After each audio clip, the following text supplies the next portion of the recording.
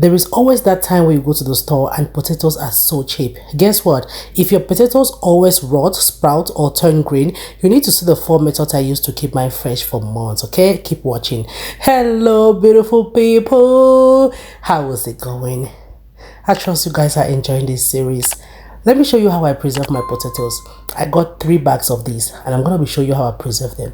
I got the roasted potatoes and this method is going to work for everyone. The first step, if you have like a smaller apartment, this is going to work for you. You want to use a basket and line it up with some papers. Then put the potatoes inside. This method is all about airflow and moisture. Potatoes tend to spoil fast when there's like trap humidity. So line in a basket with the paper, let the potatoes breathe while the paper absorbs extra moisture.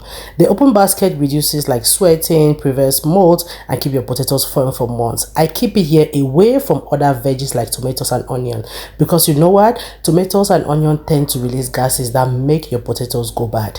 I also put it in a dark area to store it. You can see here it's dark. I just turned off the light so you can easily see that. The second method is going to be the paper box method, like stacking the potatoes in the paper box with paper between each layer. Adds an extra layer of moisture. It prevents the potato from touching and bruising and also stops the pressure spots also. Also, you have to keep them in a dark, dry environment, which is exactly what potatoes love. Darkness slows down sprouting, you know that. The paper layer stops moisture build up and everything sprouting. This layer also is the best for me. It's one of my favorite ways how I preserve my potatoes. And also, like I said, if you have like a little or a small apartment on house, this method is probably gonna work for you. So make sure that as you put it, you're putting each layer in the potatoes, okay? And do not overcrowd it or place the potato on top of another without the paper layer. So when that comes in like this, I'll just put another paper on top. That's my daughter's drawing. I'll just put that on top, then cover the box. What I usually do also is also optional. I use like a knife or like a kitchen shear just to poke the holes in there. Be careful not to poke the potatoes. I've been doing this for long, so I know what I'm doing. If it's your first time, you want to poke the holes on the box before you put the potatoes inside. The third method is mostly the farmer's method. You want to just grab some ground. It's one of my favorite methods. My grandma always does this. When she goes to the farm, she will harvest her potatoes, come and dig like ground near the house and put the potatoes inside. I will layer my box with some papers, then transfer the ground or soil. Make sure your soil is dried. You do not want to use wet soil. Now put the potatoes in there. Now, covering the potatoes with dry soil creates a natural, storage. The soil keeps temperature stable and blocks light. You also remove moisture and slows down sprouting. This is the longest lasting preservation method and it's mostly used in where you have a lot of potatoes and in villages and all that. And when you preserve your potatoes here, it can stay for like a year. Yes, provided you store it in a dry, cool, dark environment away from other fruits and veggies. Like I told you before, fruits and veggies emit gases that make them go bad.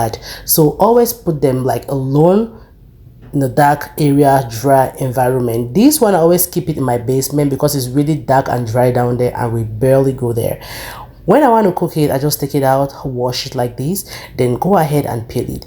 The next method, keep watching ahead because I'm going to be showing you how I preserve the ones that are going to be used like for mashed potatoes and fries and all that. Now after peeling the potatoes, go ahead and slice it according to the sizes of chunks you want or will be using.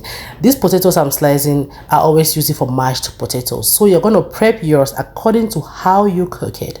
Now into a pot of hot water, add the potatoes in there and you want to blanch for 1 to 2 minutes only, okay? Not more than that time. While that is blanching, I'll just go ahead and cut the potatoes for my fries. We love fries in our home, guys.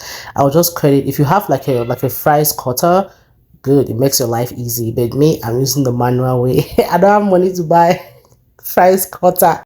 I'm just kidding, guys. I'm just joking with you guys. Now after slicing them, go ahead, you're gonna remove the one we put before, put them in an ice cold bath. This is just to stop the cooking process and make it cool off really quick. Okay, now remove everything and put in the bath.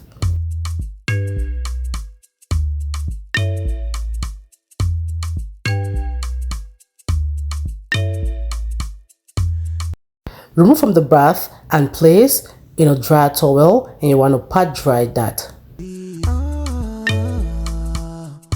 Cooking with Claudie. recipes. African, Asian. Now line up a parchment paper on a baking sheet. I always tell you guys never ever use an aluminum foil because it's going to stick on the potatoes and makes it very difficult to come out, and you don't want to thaw your potatoes. Okay, now place that on there. I'll repeat the process with the potatoes which I cut for the fries. Okay, like I said, the other one was for mashed potatoes and this one is going to be for my fries. Go ahead, give it a good stir. It should be in there for 1 to 2 minutes the same, then remove and place in the ice bath. Go ahead and dry that too, and I'll show you a secret how I make my fries to be extra crispy after I blanch them like this. Pat dry perfectly. Then what I usually do, I'll sprinkle a little bit of oil and some cornstarch. Cornstarch makes my fries extra crispy when I want to fry from frozen. So this is what I always do. If you want to try this hack, that's perfect. Also guys, if you want to also, like, you know, make your fries from the fresh potatoes, that's perfect. I'm just showing you guys how you can reduce your work by freezing this. Now freeze that until it is hard enough, then go ahead and transfer into Ziploc bags just like this. Everything is well frozen, beautiful. Look at the cornstarch on there, you can easily see that there. When you fry it, trust me, it's gonna be your best ever. You want to press out any excess air in there and zip the bag. Now, you know, I will not make any method without showing you guys proof how it turns out.